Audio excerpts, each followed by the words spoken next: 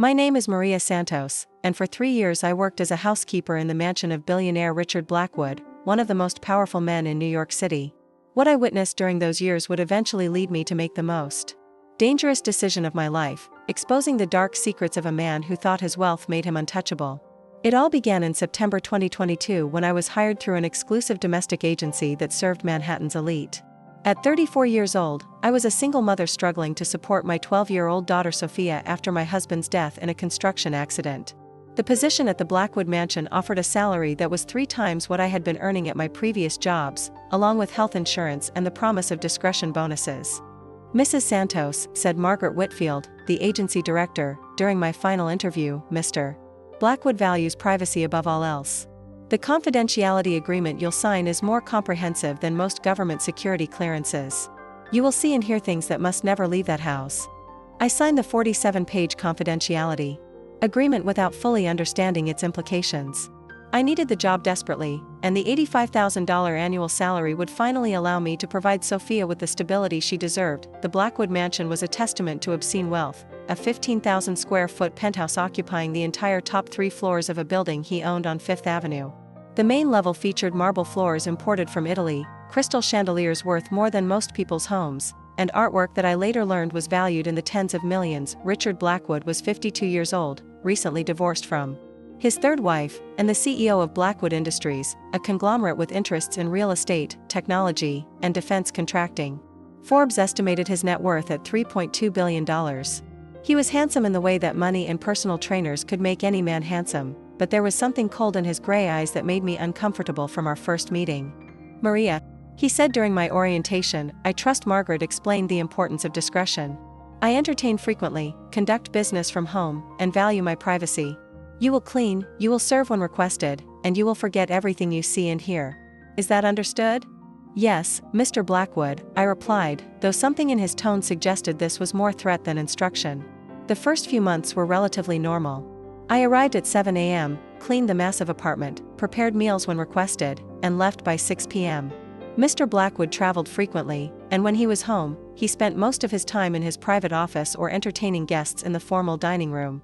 But gradually, I began to notice things that troubled me. The first red flag was the way he treated his female staff. Besides me, there was Elena, a young woman from Romania who served as his personal assistant, and occasionally, temporary staff for parties. I noticed that Elena always seemed nervous around him, and she had a habit of avoiding being alone with him in any room. "Maria," Elena confided in me one afternoon while we prepared for one of his dinner parties, "be very careful around Mr. Blackwood when he's been drinking. He doesn't respect boundaries."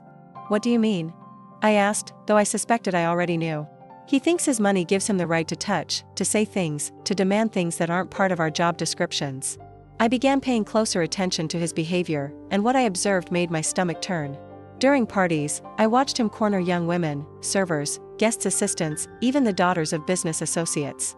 His hands would linger too long during handshakes, he would stand too close during conversations, and I saw him slip his business card to several young women with whispered promises of opportunities.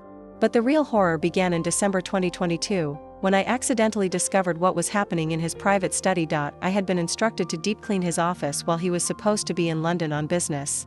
Using my master key, I entered the study and began dusting his massive mahogany desk. As I moved his laptop to clean beneath it, the screen activated, and I saw something that made my blood freeze. The laptop was displaying a video call with a man I didn't recognize, but the conversation I overheard would haunt me forever. "The shipment from Myanmar arrived last week," the man on the screen was saying. 12 girls, ages 14 to 17. They're being held at the warehouse in Queens until you decide on placement." "Excellent," I heard Mr. Blackwood's voice from behind me. I spun around to find him standing in the doorway, having returned early from his trip. His face was a mask of cold fury. "Maria," he said quietly, closing the door behind him, "I believe you've seen something you shouldn't have." My hands were shaking as I tried to process what I had just witnessed. The conversation I had overheard suggested something horrific: human trafficking, specifically young girls. The man who employed me, who lived in luxury and was respected by society, was involved in the most evil crime imaginable. "Mr. Blackwood," I stammered, "I was just cleaning. I didn't see anything." "We both know that's not true," he replied, walking slowly toward me. "The question is, what are we going to do about it?" He reached into his desk drawer and pulled out a thick envelope. "This contains $50,000 in cash," he said, placing it on the desk between us. "Consider it a bonus for your excellent work and your continued discretion." "Sir, I don't need." "Yes, you do," he interrupted. "You need this money, and you need this job. Your daughter Sofia is in 7th grade at St. Catherine's Academy, isn't she? Excellent school. Expensive. It would be a shame if something happened to disrupt her education." The threat was clear, and my blood turned to ice. He wasn't just offering me money to stay quiet, he was threatening my daughter. "I also know about your immigration status," he continued. "Your work visa expires in 6 months, and your application for permanent residency is still pending. One phone call from me to the right people, and you and Sofia could be on a plane back to El Salvador within 48 hours. I felt trapped, terrified, and completely powerless. This man held my daughter's future, my legal status, and my livelihood in his hands. "What do you want from me?" I whispered. "I want you to forget what you think you saw. I want you to continue doing your job excellently. And I want you to understand that my business dealings are complex and not always what they appear to be. But those girls are none of your concern," he said sharply. "Maria, I like you. You're a good worker, and I'd hate to see you make a decision that would destroy your life and your daughter's future. Take the money. Keep working. Keep quiet. Everyone wins." I took the envelope with trembling hands, knowing I had no choice. But as I left his office that day, I made a silent promise to myself. Somehow, I would find a way to expose him and save those girls. Over the following weeks, I began documenting everything I could. I used my phone to secretly photograph documents left on his desk, recorded conversations when possible, and kept detailed notes of his meetings and phone calls. What I discovered was a network of corruption that reached into the highest levels of business and government. Mr. Blackwood wasn't just involved in human trafficking, he was running a sophisticated operation that included money laundering, bribery of public officials, and the exploitation of vulnerable immigrants. I learned that his business trips were often covers for meetings with criminal organizations in Southeast Asia and Eastern Europe. His legitimate businesses served as fronts for moving money and people across international borders. And most horrifying of all, some of the young women who disappeared from his parties were never seen again. The breaking point came in February 2023, when I witnessed him assault Elena in his private elevator. I had been working late, preparing for a charity gala he was hosting the next evening, when I heard Elena crying in the service hallway. When I found her, her blouse was torn, and she had bruises on her arms. "He cornered me in the elevator," she sobbed. "He said if I didn't cooperate, he would have me deported and make sure I never found work anywhere in the country." "Elena, we have to report this." "To who?" she asked desperately. "He owns half the police department through his donations. He has judges on his payroll. He's untouchable, Maria. Men like him don't face consequences." But Elena was wrong. Men like Richard Blackwood had never faced someone like me, someone with nothing left to lose and everything to fight for. That night, I made the decision that would change everything. I couldn't go to the police or the FBI, because I didn't know how deep his corruption reached. I couldn't hire a lawyer, because I didn't have the money to fight his legal team. But I could do something that his money couldn't stop. I could tell the world the truth. I began planning the most dangerous gamble of my life. I would expose Richard Blackwood publicly, in a way that would make it impossible for him to silence me or cover up his crimes. But I knew that once I took that step, there would be no going back. As I tucked Sofia into bed that night, I looked at her innocent face and made a promise. I would make sure that no other child would suffer because of Richard Blackwood's evil, no matter what it cost me. The war between a billionaire and a maid was about to begin, and I was determined to win. The weeks following my decision to expose Richard Blackwood were the most terrifying and dangerous of my life. I knew I was walking a tightrope over an abyss, but every time I wavered, I thought about those girls from Myanmar, about Elena's bruises, and about all the victims whose voices had been silenced by his wealth and power. My first challenge was gathering irrefutable evidence. The confidentiality agreement I had signed wasn't just a legal document, it was a weapon designed to destroy anyone who dared to speak against him. I needed proof so overwhelming that even his army of lawyers couldn't discredit it. I began by creating a detailed timeline of everything I had witnessed. Using a secure email account I created at the public library, I documented dates, times, and descriptions of suspicious activities. I photographed documents when possible, always being careful to avoid security cameras and to return everything to its exact position. The mansion's security system was sophisticated, but it had one weakness. The service areas where I worked were monitored less closely. I discovered that the camera in the service hallway had a blind spot near the supply closet, and I used this area to review and organize my evidence. One of my most significant discoveries came in March 2023, when I found a hidden safe behind a painting in his private study. While cleaning, I noticed that the painting was slightly askew, and when I straightened it, I accidentally triggered a mechanism that revealed the safe behind it. The safe was open. Apparently, Mr. Blackwood had been accessing it recently and forgotten to close it properly. Inside, I found documents that confirmed my worst fears: contracts with criminal organizations, bank records showing massive unexplained transfers, and most damning of all, photographs and identification documents of dozens of young women, including some I recognized from his parties who had subsequently disappeared. I used my phone to photograph everything, my hands shaking as I documented evidence of crimes that could destroy countless lives. Among the documents was a ledger that appeared to track the placement of trafficked individuals, with prices listed next to their photos, but my most crucial discovery was a burner phone hidden in the safe.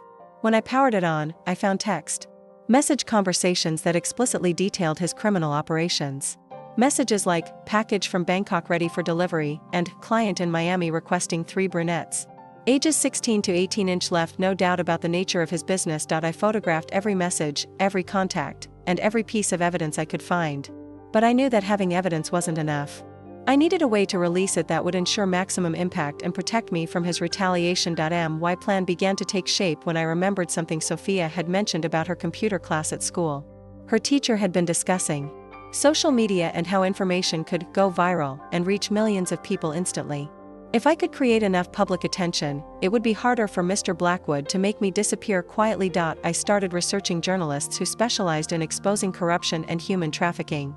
I found Sarah Chen, an investigative reporter for the Washington Herald who had won a Pulitzer Prize for her series on international human trafficking networks. Her articles showed that she wasn't afraid to take on powerful people, and she had a reputation for protecting her sources, but I also knew I needed insurance. If something happened to me, the evidence had to survive and reach the right people. I created multiple copies of everything, storing them in different locations: a safety deposit box I rented under a false name, a storage unit across town, and with my sister Carmen in Los Angeles, who didn't know what she was holding but agreed to keep the package safe. The most dangerous part of my plan was getting close enough to Mr. Blackwood to record him directly admitting to his crimes. I knew that without his voice explicitly confessing, his lawyers would claim the documents were fabricated. My opportunity came during his annual charity gala in April 2023. The event was a grotesque display of hypocrisy, wealthy elites donating money to fight human trafficking, while the host was one of the worst perpetrators of the crime they claimed to oppose. I had been working at the mansion for 8 months by then, and Mr. Blackwood had grown comfortable around me. He saw me as just another piece of furniture, invisible, silent, and completely under his control. This arrogance would be his downfall. During the gala, I volunteered to work late, helping with cleanup after the guests left. I knew that Mr. Blackwood often made important phone calls after events. When he was relaxed and had been drinking. I positioned myself in the service hallway adjacent to his office, where I could hear his conversations through the ventilation system. I had discovered this acoustic quirk weeks earlier and had been waiting for the right moment to use it. Around midnight, after the last guest had left, I heard him making a call.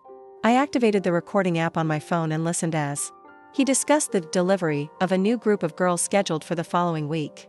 "The clients in Los Angeles are getting impatient," he said to whoever was on the other end. "They paid premium prices for the specific types we promised. Make sure the girls understand that cooperation will make their lives easier." My heart was pounding as I recorded every word. He went on to discuss specific arrangements for transporting the victims, bribes that needed to be paid to customs officials, and the locations where the girls would be held. But the most damning part of the conversation came when he discussed eliminating a problem. "The girl who tried to escape last month," he said coldly. "She's become too much of a liability. Handle it permanently. Make it look like an accident." I nearly dropped my phone. He was casually ordering someone's murder as if he were discussing a business transaction. The recording was exactly what I needed, but getting it had put me in mortal danger. If he discovered that I had overheard that conversation, I knew I wouldn't live to see morning. The next few days were agonizing. I continued my normal routine, cleaning and serving as if nothing had changed, while inside I was terrified that he would somehow discover what I knew. Every time he looked at me, I wondered if he suspected something. My paranoia was justified.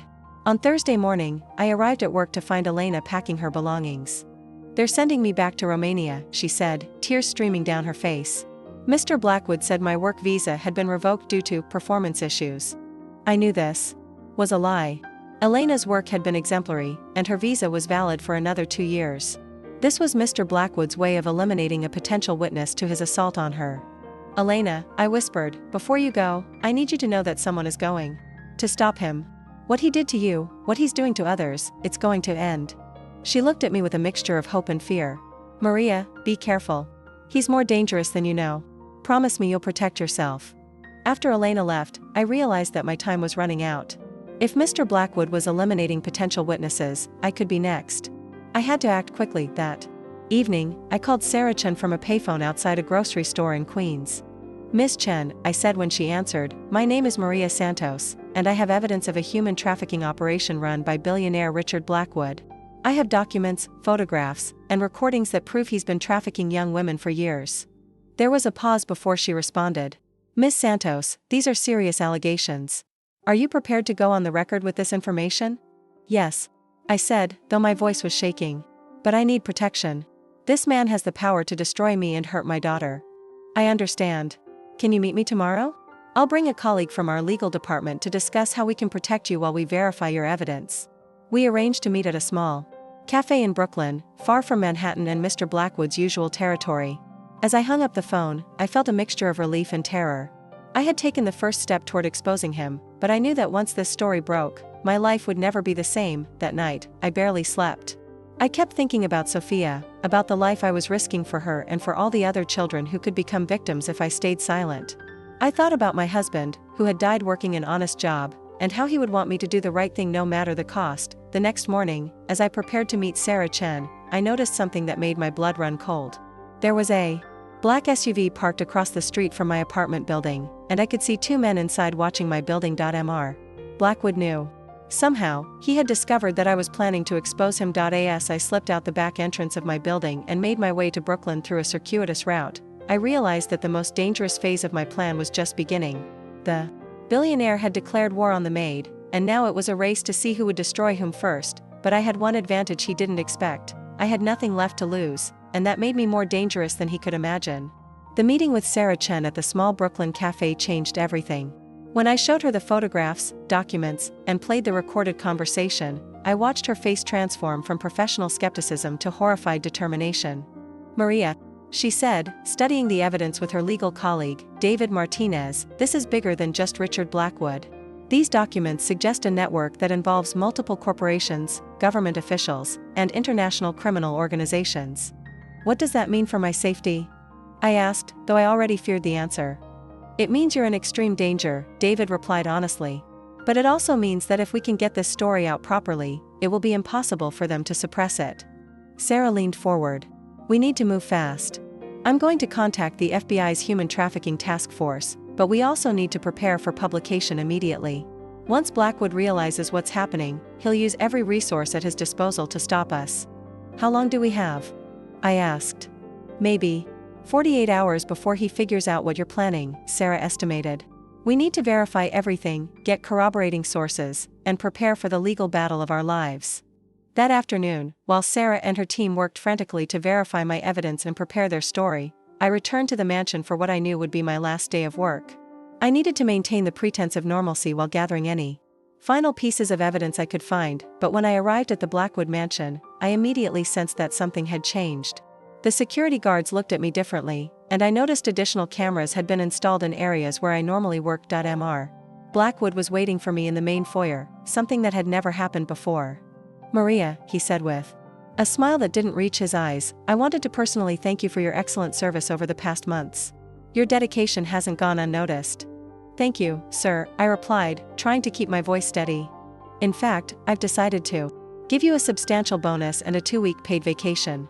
You can start immediately. My heart sank. He was trying to get me out of the house, which meant he suspected something. That's very generous, sir, but I don't need a vacation. I'm happy to continue working. I insist, he said, and now the threat in his voice was unmistakable. Sometimes people work too hard and see things that aren't really there. A vacation can help clear the mind and provide perspective on what's real and what's imagination. I realized that this was my last chance to gather evidence. Of course, sir. I'll just finish today's cleaning schedule and then take my vacation. No need, he said quickly. Margaret from the agency is sending a replacement today. You can leave immediately. As I gathered my personal belongings from the service area, I managed to slip into his office one last time.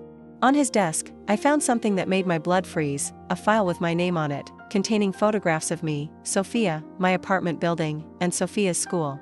There were also surveillance photos of me meeting with Sarah Chen at the cafe. He knew everything. I photographed the file quickly and slipped out of the office. As I left the mansion, I noticed the same black SUV from my apartment building was now parked outside. They weren't even trying to hide their surveillance anymore. I called Sarah from a payphone. He knows, I said without preamble. He has surveillance. Photos of our meeting, and he's trying to force me to take a vacation to get me away from the evidence. We're accelerating everything, Sarah replied. The FBI is taking this seriously, and we're publishing tomorrow morning. But Maria, you need to disappear tonight. Take Sofia and go somewhere safe. Where? He has unlimited resources. I'm arranging for you to stay with a contact of mine who specializes in protecting whistleblowers. Pack only essentials and meet me at Grand Central Station in 2 hours. The next few hours were a blur of terror and desperate preparation. I picked up Sofia from school early, telling her we were going on an unexpected trip. I packed only essential items, withdrew all the cash I could from my bank account, and left my apartment knowing I might never return. At Grand Central Station, Sarah introduced me to Marcus Webb, a former FBI agent who now ran a private security firm specializing in protecting people who exposed powerful criminals. Mrs. Santos, Marcus said, I'm going to be honest with you. Richard Blackwood has the resources to make people disappear permanently. But he also has a weakness, his ego. He's so confident in his power that he's made mistakes, and those mistakes are going to destroy him. Marcus took Sofia and me to a safe house in upstate New York, a secluded cabin surrounded by woods and equipped with sophisticated security systems. You'll stay here until the story breaks and the authorities move against Blackwood, he explained. That night, I barely slept. I kept thinking about all the victims who had suffered because of Richard Blackwood's evil, and about whether my actions would be enough to stop him. The next morning, Sarah called with news that changed everything. Maria, the story is live. But more importantly, the FBI raided Blackwood's mansion, his offices, and 3 warehouses in Queens at 6 a.m. this morning. They found everything: the trafficking victims, the financial records, and evidence of the murder you recorded him ordering. I felt a mixture of relief and disbelief. What about the victims? 17 young women were rescued from the warehouses. They're receiving medical care and will be provided with support to rebuild their lives. The girl Blackwood ordered killed was found alive. Apparently, the person he hired to kill her couldn't go through with it and had been hiding her instead. But the most satisfying news came an hour later, when Sarah called again. Maria, turn on Channel 7 News. You need to see this. I watched as news cameras showed Richard Blackwood being led out of his mansion in handcuffs. The man who had thought his wealth made him untouchable was now facing federal charges for human trafficking, murder conspiracy, money laundering, and racketeering. The news anchor was reading from Sarah's article. According to evidence provided by a courageous whistleblower, billionaire Richard Blackwood operated a sophisticated human trafficking network that exploited vulnerable young women from Southeast Asia and Eastern Europe. The evidence includes recorded conversations where Blackwood explicitly discusses the trafficking operations and orders the murder of a potential witness. Over the following weeks, the story exploded into an international scandal. Blackwood's arrest led to investigations in 12 countries, the rescue of over 200 trafficking victims, and the exposure of a corruption network that reached into the highest levels of business and government. 3 months later, I testified before a federal grand jury. Facing Richard Blackwood across the courtroom was one of the most terrifying experiences of my life, but I looked him in the eye and told the truth about everything I had witnessed. His lawyers tried every tactic to discredit me. They attacked my immigration status, my education, my motives. But the evidence was overwhelming, and my testimony was corroborated by the rescued victims, the financial records, and his own recorded words. Richard Blackwood was convicted on all charges and sentenced to life in prison without the possibility of parole. His assets were seized and used to compensate his victims and fund anti-trafficking organizations. The trial made me a public figure, something I had never wanted. But I used the attention to advocate for other victims and to push for stronger laws against human trafficking. A year later, Sofia and I were living in a new city under new identities provided by the Witness Protection Program. I had started working with an organization that helped trafficking survivors rebuild their lives, and Sofia was thriving in her new school. One evening, as we sat together doing homework, Sofia looked up at me and said, "Mom, I'm proud of what you did. You saved all those people." "We saved them," I corrected her. "Because everything I did was to protect you and other children like you." "But weren't you scared?" "Terrified," I admitted. "But sometimes doing the right thing means being brave even when you're scared." The case against Richard Blackwood became a landmark in the fight against human trafficking. The evidence I gathered led to the conviction of 47 other individuals in his network, including government officials, business leaders, and criminal organizers across 3 continents, but perhaps the most important outcome was the message it sent to other powerful predators. Wealth and influence cannot protect you from justice if someone is brave enough to speak the truth. Richard Blackwood had used his power to silence countless victims, but he underestimated the courage of one Maid, who refused to be silenced. In the end, the truth was more powerful than all his billions, and justice prevailed over corruption. The billionaire who thought he was untouchable learned that there are some things money cannot buy: the silence of a mother protecting her child, the courage of a woman who had nothing left to lose, and the power of truth to destroy even the most carefully constructed lies. As I tucked Sofia into bed that night, I thought about all the other children who were now safe because we had found the courage to speak. That was worth every risk I had taken, every moment of terror I had endured. Sometimes the most powerful person in the room isn't the one with the most money, it's the one with the most courage to tell the truth. Warning: legal disclaimer. This story is completely fictional and was created for entertainment purposes. Any resemblance to real persons, living or dead, or actual events is purely coincidental.